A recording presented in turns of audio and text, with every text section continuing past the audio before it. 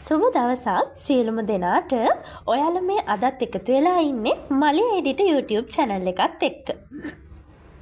ඉතින් අද මං චුට්ටක් අසනීපෙන් ඉන්නේ. ඒ වුණාට ඔයාලට වීඩියෝ එකක් ගේන්නත් ඕනිනේ.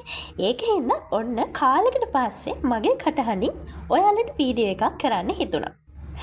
අද අපි මොකද්ද අපේ මාතෘකාව විදිහට තෝරගෙන තියෙන්නේ? ශ්‍රී ලංකාවේ බුද්ධ ආගම. ශ්‍රී ලංකාවේ බෞද්ධ ආගම තේරවාදයට ඇතුළත් වන අතර ජනග්‍රහණයෙන් 70%ක්ම බෞද්ධ ආගමිකයන් වෙනවා.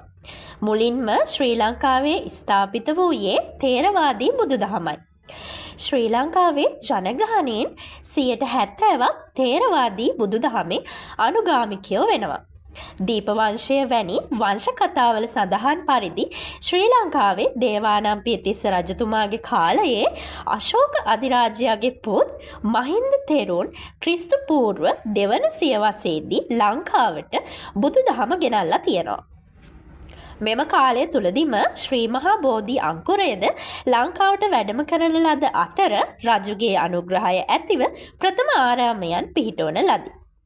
එතෙක් පාලි භාෂාවෙන් කටපාඩමින් රැගෙන ආ ධර්මය කරුණු ක්‍රිස්තු පූර්ව 30 දී පමණ ලේඛනාරූඪ කරන ලදී. දෙවනි සියවසේදී ශ්‍රී ලංකාවට බුදුදහම හඳුන්වා දීමෙන් පසුව අඛණ්ඩව පැවතගෙන සංඝ පරපුර හේතු කොටගෙන ශ්‍රී ලංකාවේ බුදු සසුන බොහෝ කාලයක් පැවතිලා තියෙනවා. මෙය වෙනත් ඕනෑම බෞද්ධ රටක නොමැති තත්ත්වයක්. බුද්ධාගම පිරිහීමට ලක් වූ ඇතැම් අවස්ථාවල ශ්‍රී ලාංකීය සංඝ සසුන මියන්මාරය සහ තායිලන්තය වැනි රටවල් සමග පැවති සම්බන්ධතා උපයෝගී කරගෙන නැවත පුනර්ජීවනය ලබලා තියෙනවා. මහායානය බලවත් වූ කාලවලදී මෙන්ම යටත් විජිතවාදී රාජ්‍ය නිලධාරීන් බුද්ධාගම නොසලකා හැරි අවස්ථාවලදී ශ්‍රී ලංකාවේ තේරවාදී බෞද්ධ සමාජයට විශාල අභියෝගයන්ට මුහුණ දීමට සිදු වෙලා තියෙනවා. එහෙත් නැවත විශේෂයෙන් 19 වන ශතවර්ෂයේ තරම් මෑත කාලය තුලදී ලැබූ පුනර්ජීවනයන් නිසා තේරවාදී බුදුදහම වසර 2000ක පමණ කාලයක් ජීවමානව පැවතිනා කියලා තමයි කියන්නේ. සාම්ප්‍රදායික වංශ කතාවන්ට අනුකූලව ලංකාවට බුදුදහම හඳුන්වා දී ඇත්තේ දෙවන සියවසේ ඉන්දියාවේ විසූ අශෝක අධිරාජයාගේ පුත් ඌ මහින්ද මහරහතන් වහන්සේය. එවකට ලංකාව පාලනය දේවානම්පියතිස්ස රජුන්හට බාර වෙලා තිබිලා තියෙනවා. මේ කාලය තුලදී ශ්‍රී මහා බෝධීන් වහන්සේගේ ශාඛාවක්ද වැඩම කරලා තියෙනවා. ඒක වැඩම කරලා තියෙන්නේ සංඝමිත්තා තෙරණිය විසින්. ශ්‍රී ලංකා රජුගේ අනුග්‍රහය අතැතිව මුල්ම ආශ්‍රමය බිහි විය. ඒ වගේම පාලි පොත් කියවීම ආරම්භ වුණා. දෙවන සියවසේදී බුදුදහම හඳුන්වා දීමෙන් අනතුරුව ඒ වැඩිම කාලයක් ව්‍යාප්ත වූයේත් සහ සංඝයා වහන්සේ වැඩි ප්‍රමාණයක් බිහි වූයේ ශ්‍රී ලංකාවේ පමණයි.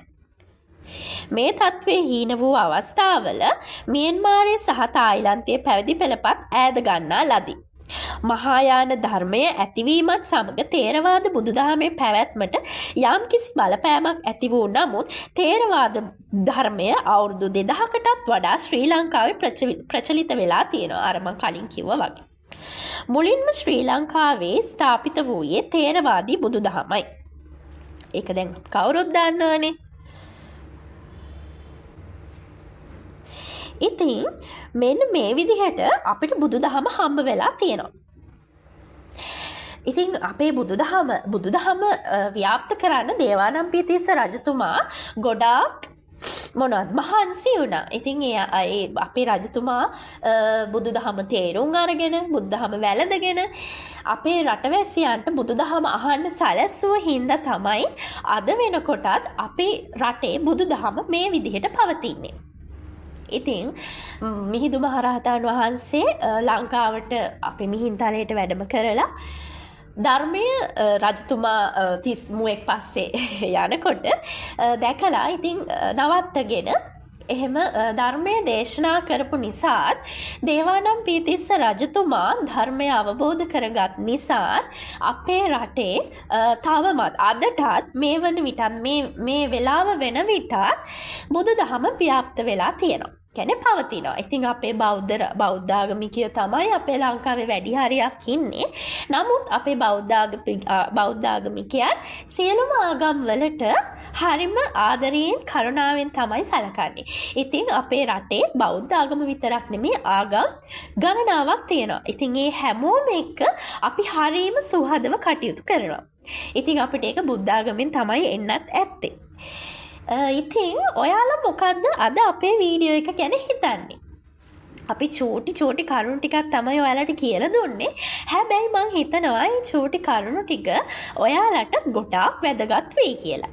එහෙනම් අපි අදට ගිහින් එන්න. මතක ඇතුව මලියයිඩිට YouTube channel එකත් subscribe කරලා තියාගන්න.